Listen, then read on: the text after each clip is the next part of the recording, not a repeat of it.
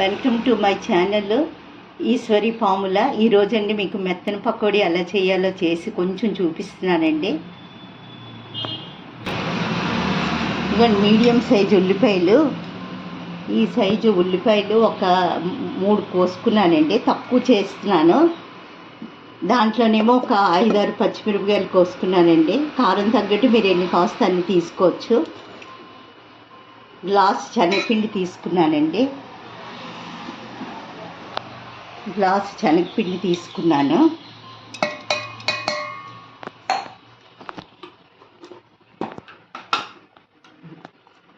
ఇందులోకి ఒక్క స్పూను అల్లం వెల్లుల్లి పేస్ట్ వేస్తున్నానండి.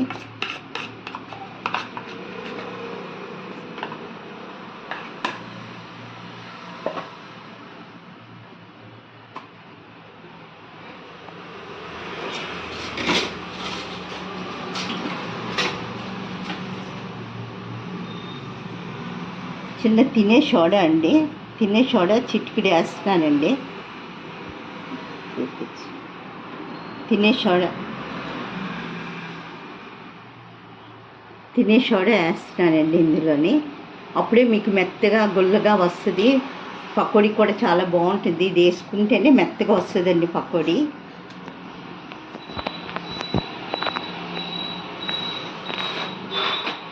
రుచికి సరిపడా ఉప్పు,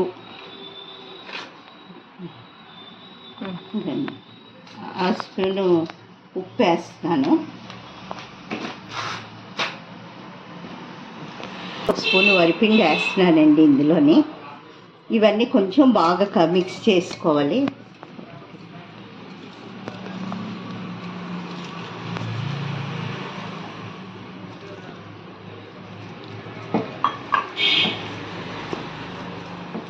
ఇందులో మీరు కరివేపాకు, కొత్తిమీర కూడా వేసుకోవచ్చు. వేసుకుంటే చాలా బాగా వస్తుందండి పకోడీ.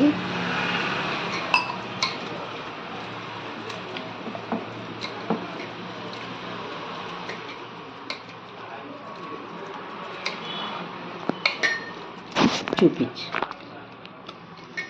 కలుపుకున్నాక ఇలా ఉండాలండి. జారుగా ఉండి ఇలా కలుపుకున్నారంటే మీకు పకోడీ మెత్తగా చాలా గుల్లగా చాలా బాగా వస్తుంది. నేను వేసాక చూపిస్తాను. ఇక్కడ కళాయి పెట్టుకొని ఆయిల్ వేసుకున్నానండి. ఫస్ట్ మేము క్యాబేజీ పకోడీ, గట్టి పకోడీ చేసాము. అందులోనే మెత్తని పకోడీ చేసి చూపిస్తున్నాను. మీకు ఆయిల్ హీట్ ఎక్కిందండి బాగా.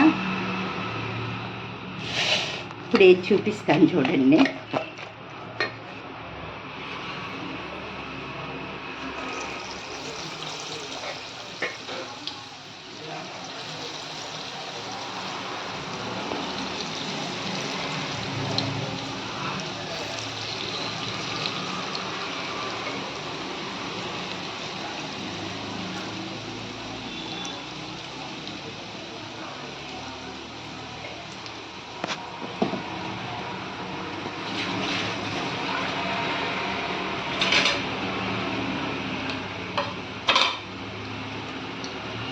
ఇలా వేగి ఇలా వచ్చిందండి మెత్తని పకోడీ.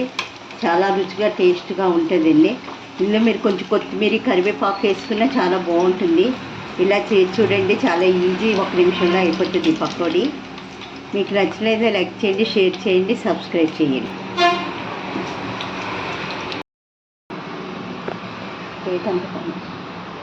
ఏకైక ఇలాగ వచ్చిందండి. ఎంత గుల్లగా వచ్చిందో చూడండి. చాలా బాగుంటుంది. లోపల బాగా వేగింది. చాలా టేస్ట్గా కూడా ఉంటుంది మెత్తగా.